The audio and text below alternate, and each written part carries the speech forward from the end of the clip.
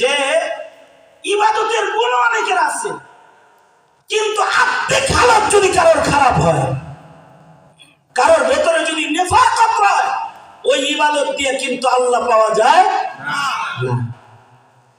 এই কারণে নবীজির দাড়ি আর টুপির সুন্নতের চাইতে অনেক বেশি গুরুত্বপূর্ণ সুন্নত নবীজির চারিত্রিক সুন্নত। ঠিক আসতে কণ্ঠে জোরে কণ্ঠে।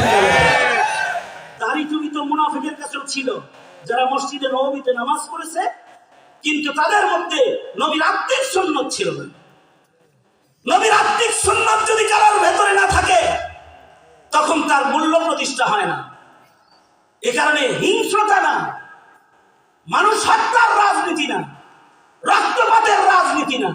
মনে রাখবে, পৃথিবীর কেউ দেখে না, একজন দেখে যে ইলিয়াস আলীকে কে গুম করছে। শাপলার রক্ত রাতে